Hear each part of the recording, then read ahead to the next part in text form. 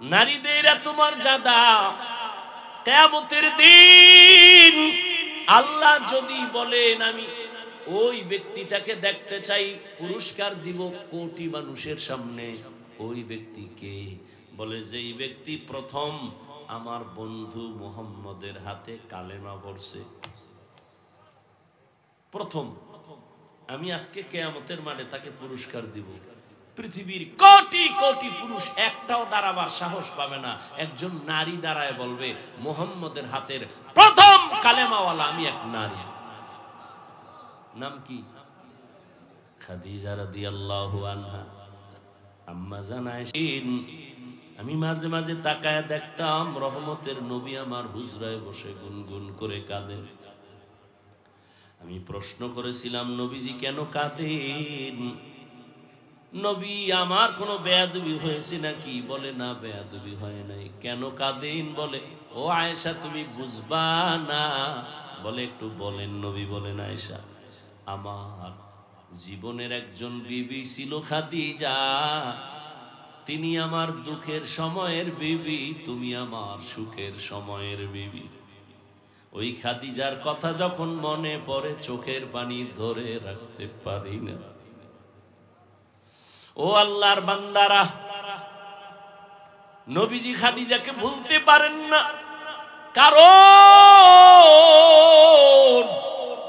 রহমতের নবী দুনিয়াতে এসে বাবা বলে ডাকতে পারেন নাই। 6 বছরে মা হারা অসহায় নবী আমার।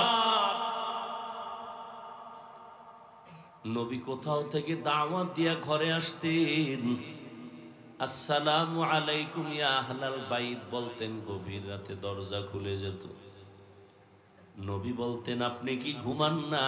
আম্মা জান খাদিজা বলেন আমি ঘুমাই না, কারণ আমি জানি আপনার বাবা নাই, আপনার মা নাই। আমি তো 2 স্বামী ছেড়ে চলে আসছি, 2 সন্তানের জননী আমি। আজকে যদি আপনার মা বেঁচে থাকতেন, আপনার কষ্টের দাওয়াতের কথা স্মরণ করে মা ঘুমাইতে পারতেন না। আপনি বাহিরে দাওয়াত দিয়ে আসেন, চতুর্পার্শ্বে দুশমন, আমি ঘরের কিনারায় দাঁড়ায় থাকি, ডাক দেওয়া মাত্র যেন দরজা খুলতে পারি, রহমতের নবী যেন কোনো কষ্ট না পায়। নবীজি নবুয়ত লাভের আগে হেরা পাহাড় বেয়ে বেয়ে, পাথরের পথ, উঁচু পাহাড়, ওখানে গিয়ে ধ্যানে কাটাইতেন সপ্তাহে সপ্তাহ। আসেন না নবী, আম্মা জান খাদিজা বুড়া মানুষ মহিলা একা একা নাস্তা রেডি করিয়া ওই পাহাড় বেয়ে বেয়ে বেয়ে বেয়ে উপরে উঠে রসুলের কাছে নাস্তা পৌঁছাইত। ও 2500-এর মুরব্বীরা, ও জ্ঞানীদেরকে বলবো, যারা বড় বউয়ের অবেদান ভুলে গিয়া দ্বিতীয় বিয়া করার জন্য পাগল, বড় বউয়ের অবদান অস্বীকার করতে পারবা না রে স্বামী। তোমার জীবনের কষ্টের ভাগ নিছে তোমার বড় প্রথম স্ত্রী। কি? তোমার জীবনের কষ্টের ভাগ, সংসারের মধ্যে কত তুফান আসছে, এগুলো মোকাবেলা করছে তোমার প্রথম স্ত্রী। এইবার পরের স্ত্রী আসছে তোমারটা নেওয়ার জন্য, কিছু দেওয়ার জন্য না। ঠিক নি? রহমতের নবী খাদিজা রাদিয়াল্লাহু আনহার কথা মনে করে কাঁদতেন। আর তিনি যতদিন বেঁচে ছিলেন নবী দ্বিতীয় বিবাহ করেন নাই। এক আল্লাহর বান্দা দ্বিতীয় বিয়া কইরা কত গর্ব করে। আমি বললাম কেমন আছেন? কয় অনেক ভালো আছি। আমি যখন 2টা কথা বলছি না, কয় আমি করমুখী। আমি তুমি সাগরে ঝাঁপ দাও। এই বড় স্ত্রী, তার অন্তরে চাপা কত কষ্ট,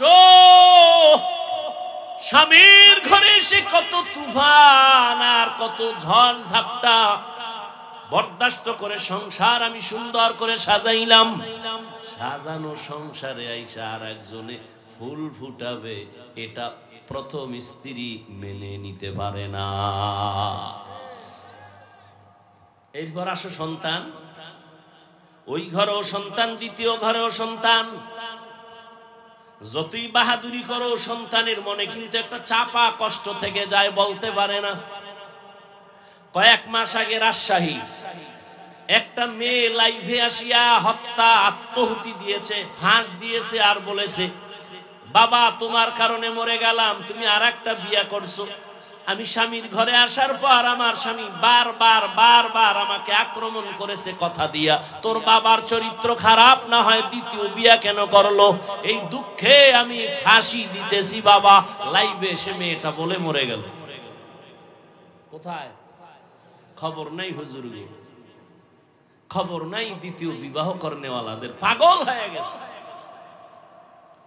তুমি বাবা মরে যাইবা, কিন্তু সন্তান আজীবনের জন্য বুক উঁচু করে কথা বলতে পারবে না। যেখানে যাবে একটা দুর্বলতা ভেতরে কাজ করবে। বাবা আমার তো এক মা না দুই মা, এইভাবে মনের ভেতর একটা চাপা কষ্ট থাকে। মানুষও বাজে কথা বলে। এরপরে আসেন ইনসাফ। কি ইনসাফ? একজনে 3 বিয়া করছে, কয় আপনি সবার ইনসাফ ঠিক রাখেননি। বলে হ্যাঁ কেমনে? কয় ছোট বউয়ের ঘরে রাত কাটাই আর 2 বউয়ের সাথে মোবাইলে কমপ্লিট করি, মোবাইলে কথা কই। ইনসাফ।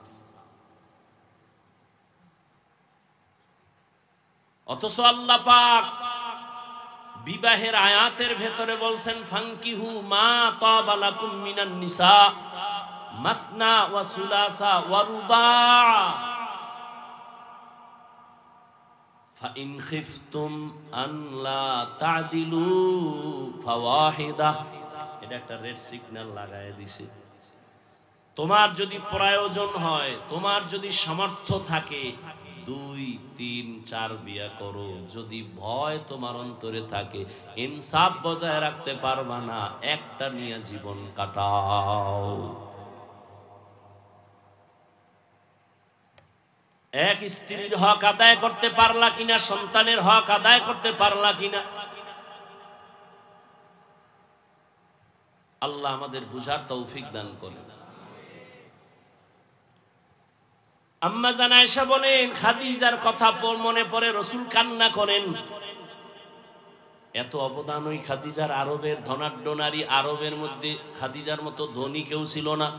সব সম্পদ খাদিজা রাদিয়াল্লাহু আনহা রাসূলকে হাদিয়া দান করেছেন। আরো শুনেন, নবীজি যদি দোয়া করতেন উহুদ পাহাড় স্বর্ণ হয়ে যাও, হইতো না?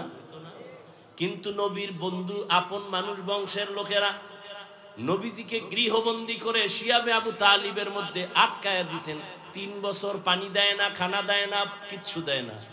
নবীজি গাছের পাতা ছিঁড়ে ছিঁড়ে চাবাইয়া খায়া পেটের ক্ষুধা নিবারণ করছেন। ওই সময় আম্মা জান খাদিজা আরবের বড় ধনী নারী, কিন্তু নবীজির মোহাব্বত লাভের আশায় তিনিও নবীর কাছে গৃহবন্দির এরিয়ায় শিয়াবে আবু তালিবে যাইয়া নবীর সাথে দিন রাত্র কাটায়, আর তিনিও গাছের পাতা খায়। এই প্রথম স্ত্রী। আল্লাহ যদি নিয়ে যায় সেটা ভিন্ন কথা, নিয়ে গেছে আপনি আর একটা করছেন। প্রথম স্ত্রীর অবদান অস্বীকার করতে পারবে এমন একটা পুরুষ আমাকে দেখান তো।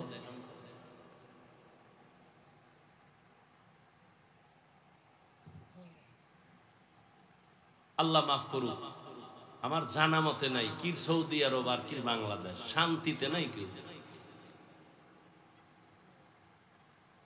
আর অধিকাংশ এই ঝামেলাগুলো কারা পড়ে? যাদের টাকা একটু বেশি হয়, তারা চোখ ডাইনে বামে দৌড়ায় আর মোবাইল। কি ফান্দে পইরা বগা কান্দে, এমন ফান্দে পইরা গেছে, মিস কল পাইছে, যখন একটু ব্যাক করছে বিপরীত আওয়াজ শুনে ডানা কাটা ভরি। সুন্দর সুন্দর কথা কয়, সাজায়া মধুমাখা আওয়াজ, মাঝে মাঝে ইংলিশও কয়। আর হ্যার বড় বউ তো ইংরেজি বুঝেই না। এখন আধুনিক তো, একটু ইংলিশ দরকার। বাস ফান্দে হইরা বিয়া করে লইছে। আর কেউ আছে টাকার গরম, আরে আমার টাকা আছে, আমি সাইডে খাওয়াইতেন। তুমি 10টা খাওয়ানো আর হক আদায় করা এক না। আর এই সন্তানগুলো কার মুখের দিকে তাকাবে, একবারও যদি বাবা চিন্তা করত, ওই পথে যেত না।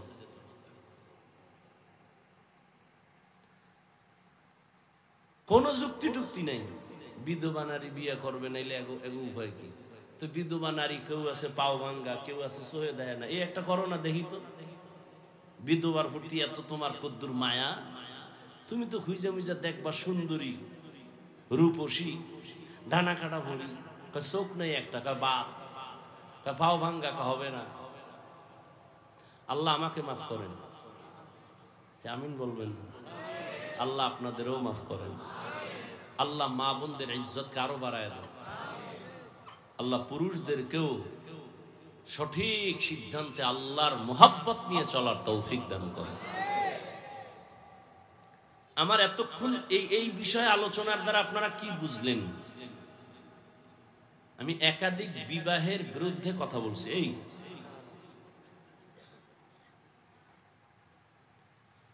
ইনসাফ বজায় রাখতে পারলে আল্লাহ পাক অনুমতি দিবেন, করতেই হবে, বিষয়টা এমন না।